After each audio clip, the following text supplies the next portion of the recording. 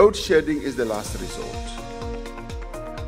If we ever wanted that there should be no load shedding, the grid would collapse.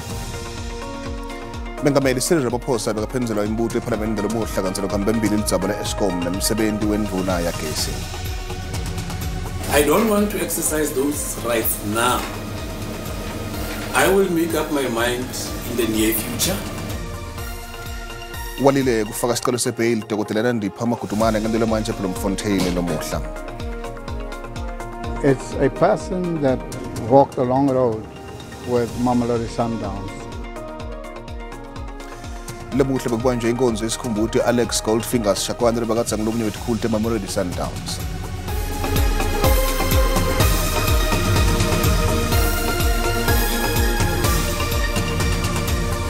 Kuba kuhle kuhlangana endzabeni tesiSwati la SABC na ku TTT ake sibukele thamba embili lomuhla.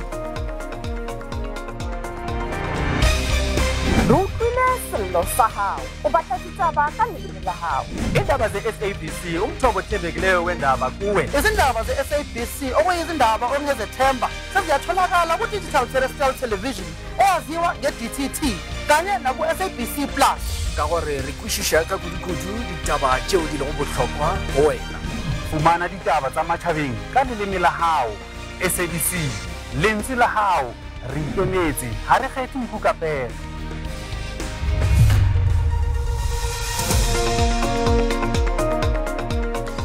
Mengameli Cyril Ramaphosa bekaphendula imibuto ePhalamende lomuhla kanselo kaPhalamende mbuto kabantu kweLidzaba leEskom.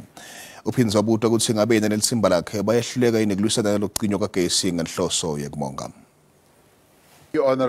Njengoba uMengameli Cyril Ramaphosa namhla bekaphendula imibuto ePhalamende ubutiwe ukuthi ngabe kahle kahle yini ugesi Khosi Yenzura Mohopa.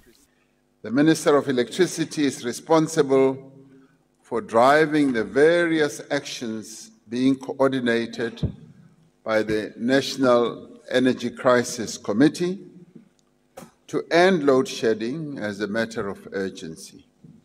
Ubese unika lithemba ukuthi kuningi lokwentiwa ukude kulisana nalokuhamba kwagesi ngenhloso yekumonga. Mengameli uphindze wabuta ukuthi ngabe tithinti inhlelo tenduna yagesi njengoba siyakhishwe Eskom kube ngaphansi kwenhlekelele. Mengameli uchazele emalunga ePhalamende ukuthi ngabe induna yendane kutama kulo nalolu dzaba lwagesi lelihlasele leli. Ramaphosa uthi yebo wonke umuntu uyafuna kubona live likhanya linegesi ngaphandle ukuthi ucinywe ngekuwonga kepha ngeke kube lula lokho. Uthi naye uyafuna ukuthi tikone tibhedlela lokunye lokubaluleka ukuthi kungahanjelwa yigesi kepha kulukhuni ukuthi kungendeka lokho njengoba nabo sonjiniyela bathi angeke kube lula. Load shedding is the last resort. If we ever wanted that there should be no load shedding, the grid would collapse because a number of units, for reasons that we have dealt with, are not at the time available. And as we speak now, the availability factor for electricity has gone down below 50%. So much as we want that electricity must be generated for all and sundry, all at one go, it is just practically, engineering-wise, not possible. Ramaphosa ukuphikisile ukuthi yena nelithimba lakhe bayahluleka ukugcina leli vele likhanya ubese ukubeka ebaleni ukuthi yini kahle kahle lidingeka kuleli kude ukuthi leli vele libe nesisombululo kule nkinga lebukene nalo. I still say today what South Africa needs right now is emergency energy. Ubese mengameli uthi kude lokubufakazi lani kwekona ukuthi emalunga embuso nobetikhulu etisetulu tisola ukuthi betenda inkohlakalo eEskom kanzi wathi lenkohlakalo beyendeka eEskom beyikhatsata kakhulu. I've not been presented with any evidence of members of the cabinet or other senior government officials alleged to be involved in corruption at Eskom. Mengameli uthi kukhona lithimba lelikhethele libuke konke lokhu bekwendeka Eskom nalokuthi batawuchubeka nekubeka emasotsha ukuthi avikele impahla yesive. Nginguselule komkhwanazi wendzaba te-SABC eJozi. Walile kufaka isikolo sebail Dr. Tindzaba makutumana ngandelo manje Bloemfontein lamuhla. Makutumana ntobela ngandelo mhla 16 kule nyanga lesithulu kanzike ludzaba lesikolo sebail basola abahlanu abasola ngekusitha Thabo Best kusicejele kutawuchubeka kulelelwa kusasa. Inkantolo yamanje yaseBloemfontein ikuhlehlisile kulalelwa kwesicelo sebail saDokotela Nandipha Magudumana kude kube ngomhla ka-16 kule nyanga lesetulo njengoluphenyo lusachubeka. Magudumana labanye abasihlanu bebafaka icelo lebail namhla ngetinsolo tekusitathabo Bester lowatiwa ngekuba ngumdlwenguli waku-Facebook kuthi ejele semangawu ngenyanga yenkwekwethi lomnyaka lophelile. Ummeli waMagudumana Advocate Francis Dlamini ubese uyanaba ukuthi kungani Magudumana angafuni ukufaka isicelo sebail namhla nalokuthi ufuna ukuthi kukhulunywe kabanti ngebail yakhe ngaleli langa lamhla ka-16 uma bonke basolwa bavela enkantolo kufaka ekhathi naye Thabo Bester nababo Magudumana zolile sekeleni longaphandle ngebail ya 10,000 wemarandi. Her rights. She has got rights which she was hoping that she will be exercising those rights today. But due to unforeseen reasons which I've already placed on record, she is saying, I don't want to exercise those rights now. I will make up my mind in the near future. My rights are still intact, are still in existence. I will make a determination at the right time. So the question of abandoning, we are not abandoning bail. We will make the decision at the right time. Mrs. Magudumana, your case is hereby remanded until the 16th day of May 2023. It is for the purposes of investigations. You will remain in custody until then. Thank you. Kutsena kuhamba sikhathi kwaba nenkhulumo mpikiswano ukuthi ngabe Tindzaba avumelekile yini ukuthi ba record ebukhoma lokho lokuchubeka wenkantolo kwase kuphuma sinqumo sekuthi cha abakavumeleki. Lokhu kufaka ekhathi uma bofakazi bakhipha ubufakazi babo bufakazi balabo labasolwako nangalesikhathi kuphinzile itwana ngemibuto. Kanzi inkantolo yamanje yaseBloemfontein iyochubeka nekulela kweticelo tebail talabasolwa abasihlanu kusasa. Nginguseluleko Mkhwanazi wenza SABC eJozi. Advocate Charles Mnisi lumele umsola wesithathu ecaleni lekubulawa kwaSenzo Meyiwa usole efakazi wombuso nomngane Meyiwa Mthosi Sithwala ngekuthi inkantolo inikethe ubufakazi lobungasibo kwendlela ukuthi ibuvune lihlangothi lethide ngekuthi washona njani umufi. Mnisi usole ubufakazi bathwala ngeke bumelane neliqiniso. Advocate Charles Mnisi bekasonga kuphinzilida ngemibuto Mthosi Sithwala enkantolo ephakeme ePitoli ngalokwendeka ngalobusuku kwadutshulwa lona bekangicaptain webafana bafana Senzo Meyiwa. Bongani Tanzi, muzika ukhulelwa Sibiya, Mthobisi Ncube, Mthokoziseni Maphisa nafiso kuhle Ntuli, abawavumula amacala ekubulala, kutama kubulala, kubamba inkunzi, kutfolakala nesibhamu netinhlavu letingekho emthethweni, lokuyinto leyendeka ngeminyaka wa 2014 nakubulawa Meyiwa. I'm going to put it to you that you have come here to fabricate evidence to suit a particular narrative on the circumstances on which the deceased was killed in the house. Just a moment. Engizokusho mina ke kuwena mfowethu iloko kulandela yonke ukuthi uze kule nkantolo wena ke uzokakha nje noma uzofabricate into ngoba ufuna ihambelane nendlela ethize eyothi indlela leyo awashona ngayo umufi endlini. Mina ngizokuphendula ukuthi akugona ukufabricate. Mina ngikutshela into engayibona lento eyenzeka phambi kwamehlo ami. Ummeli izithulelo ncumalo lomele Mthokoziseni Maphisa ubute ethwala ngale statement lewasibhala emaphoyiseni ngemva kwalesehlakalo lapho wathe Longo ethwala wathatha lesibhamu kuletigebengu letangena endlini Khabokheli Khumalo kepha nakabutwa lomuhla ngaloko wakusho kule statement sakhe thwala uthi Longo yakamanga athathe lesibhamu kepha waphusha letigebengu ngenhloso yekubaleka uthi le statement saphinze sabhalwa kabusha. Iparlamente ivalise khathatheka ngekuthi itawuphelela emoyeni lekomiti lebuka kulungela kuba sesikhundleni kwemvikelo omphakathi lomisiwe umsebenzini advocate Busisiwe Mkhwebane. I-ANC nalamanye amaqembu laphikisako athi lokho ngeke kuvunyelwe ukuthi loludzaba lidonse isikhathi lesithe. Ludzaba lesikhathi netindleko telekomiti livetwe embi kwekomiti etinhlelo teParlamente lomuhla. Parliament noSiviwe Maphisa Ncakula uthi umsebenzi welikomiti lelingaphasi kwa section 194 lelibuke kulungela kwemvikelo emphakathi ukuthi angahlale ehovisi lakhe angeke liqhubeke isikhathi lesibekiwe. Letiphimiselo tita ngemuva kwekuthi kube nekubonisana ukuthi umsebenzi waleli komiti uphele emkhathini kwenyanga yenhlaba. Somlomo uthi utame ngako konke lokusemandleni akhe kuthola letinye timali letitawusekela kuhlala kwaleli komiti, kepha uthi iPhalamende nyalo seyisesimeni sekuthi leli komiti liphothule umsebenzi walo kulenyanga lesetulu noma lihlakatho. The legal course of the process we are currently embarking on have gone way beyond, it would seem, what was anticipated.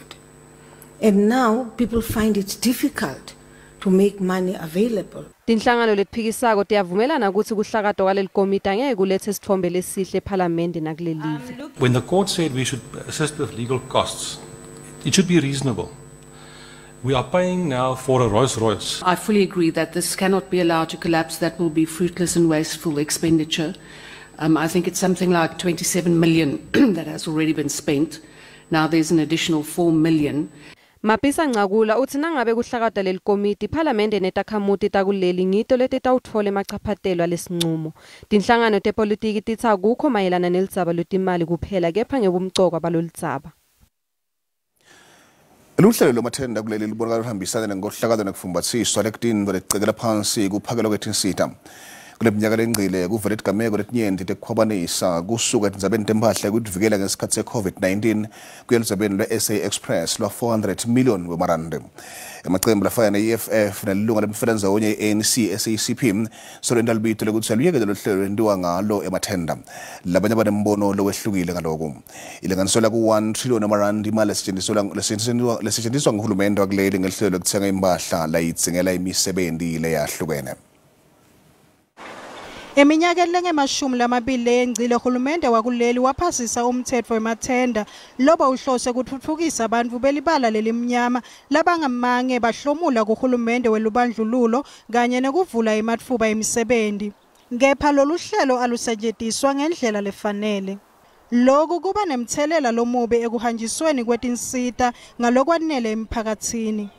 I-EFF besolo ifuna uhulumende aphume ngaphansi kwalolu hlelo njengoba lihlomulisa lihlanzana.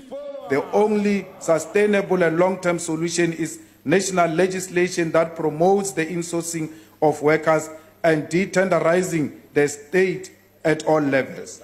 Inhlangano yemakhomanisi i-SACP yesekela i-EFF ukuthi kuqedwe nyanga lolu hlelo. I-SACP ithi lubambelela intuthuko. We have decided to become, without comprehensive discussion about this, because we have been proposing alternatives to these questions, we have decided to become a procurement state, a state that buys. Umhlatiwe tepolitiki Livindow wexwayise ngekucedwa kwalolu hlelo lwemathenda. Uthi emathenda abalekile nangabe kunemisebenzi ledzinga lukhono lelingatfolakali lula. Tendering could be scrapped, provided such services can only be performed locally or by the workers at a local level. But at the same time, there are activities or projects that could be performed by people that are outside. Nanome kunjalo Ndowu uthi uhulumende kufuze alwisane nengohlakalo lehambisana nemathenda. Nasiphetho abantu bakuleli basebenzisa ngetulu kwesigamu semholo yabo ukubhadala etikweleti lokhu kuvetwe inkampani leluleka ngekulawulwa kwetikweleti debt busters.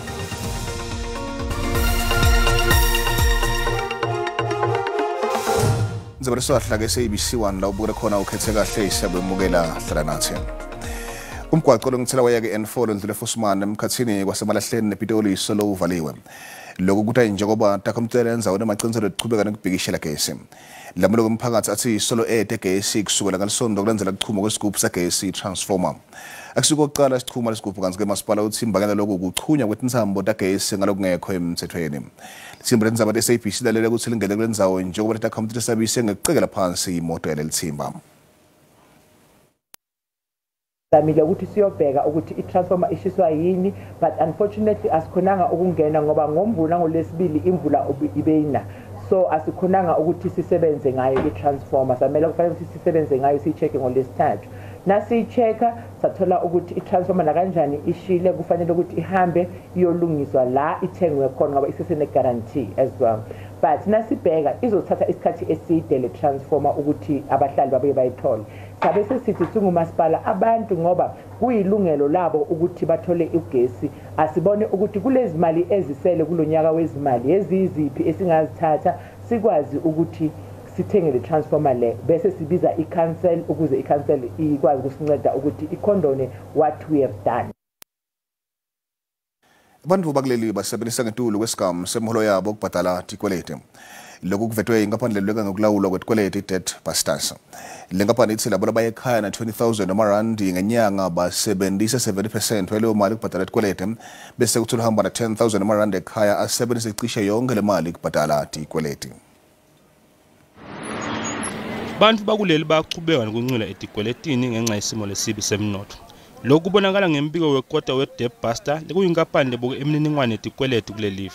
Le nkampani ithi bathengi badzinga 65% wemali lebayanayo ekhaya nabaholile ukuthi babhadale tikweleti njalo ngenyanga. Lokho kwenteka njengoba abantu labanyenti babhadala tikweleti kwentela ukuthi bakhone ukuhlangabetana netidzingo tabo tamalanga onke letifaka ekhatsi kwenyuka kwentengo yokudla, gesi naphethiloli kulokunye. Consumers are having to tap into different forms of unsecured credit, particularly personal loans. We find quite a high ratio of the applicants, 96% of them have personal loans. 20% of them have payday loans when they come to us and so on. So they're having to tap into this because they cannot make ends meet. I-debt busters ithi ilindzele ukuthi kuchubeke kulomnyaka kwanza kwebathengi labadzinga kwelulwa ngotikwelete. Imbangela yalokhu kwenyuka kakhulu kwetindlela tekuphila lekuyintfo lebekhama kakhulu bathengi. Le nkampani ke ithi umthelela walokhu ngulokuchubeka kwenyuka kwemali yemboleko solo kwangenyanga yeLweti nga-2021. Consumers continue to be hit with two things: high inflation, which is running really for particular things like fuel and petrol and electricity. It's probably double of what it was 5-6 years ago. Le nkampani ithi noma ke simo sisibi kapa iyakujabulela ukuthi abantu labasha bayatinika isikhathi sokungena online kuthola indlela tekulawula tikweleti kwentela ukuhlela kahle intindzaba tabo tetimali.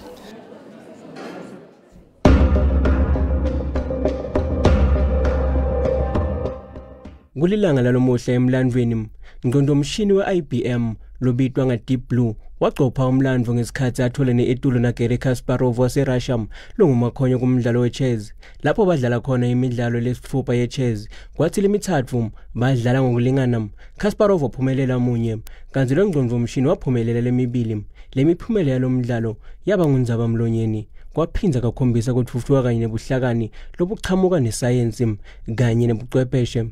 Lokuphumelela kwa-Deep Blue kwacucutela kusetshenziswa kwabongqondomshini etindzabeni letinyenti kusombulula tinkinga letimatima. I'm working with Microsoft, it's sort of a partnership, and both sides are interested in the successful completion of this experiment. It was different with IBM where, it was only about winning or losing, as IBM proved with its arrogance.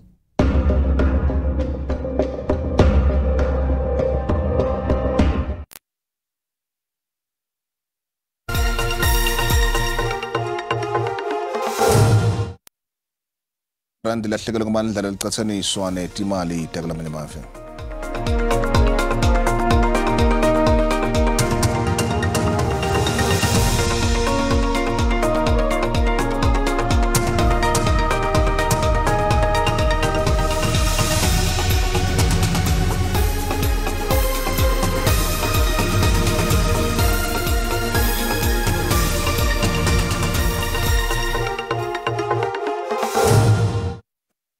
Kutemidlalo lomuhla bekubanjwe inkonzo yesikhumbuzo Alex Goldfinger Shakwane esontweni International Assemblies of God eMamelodi. Shakwane ubeyingcenye Mamelodi Sundowns isikhathi eside kusukela ngama-1970s ngaphambi kwekuthi lecembu lithengwe ngusomabhizinisi Patrice Mtsipe.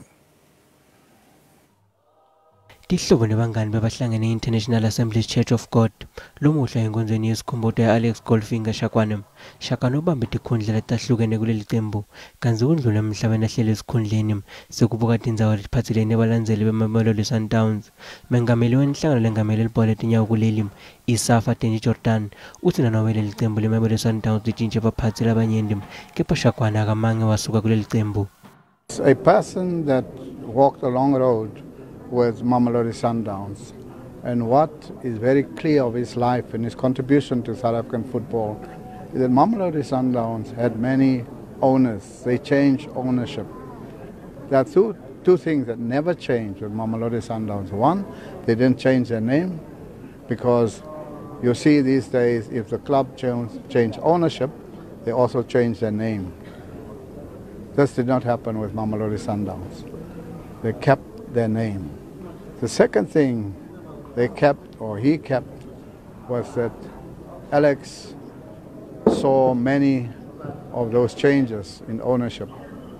But the name Mamelodi Sundowns and Alex Chokwani remain constant. Shakwana Tobe ngendlini yakhe yokugcina ngaloSibili evikini lelitakum kanti ngalelo langa kuTobe kuniketwa liqembu leMamelodi Sundowns indebe ye-DStv Premiership njengoba leli qembu litobe kudlala neMaritzburg United. Le nkonzo iyaqhubeka. Ngingu-Otis Umbuyane endlebeni SABC eJozi. Nathi longathlinzela liphuma embiteni kuLugwalagwala FM ngensimbi yesithupha. Mbukeli kuhlehliselwe kumhlati il-16 kulenyanga lesetulu lokulalela kwesicelo sebhayili yaDokotela Nandipha Magudumana.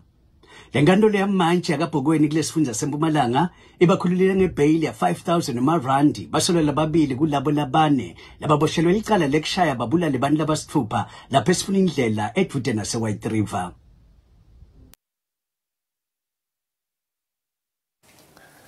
Sitibeka lapho talamuhla nasibetolo sikhona simo selitulu sikhona kusasa nakugabanga isihlanu la SABC 1 usale kahle.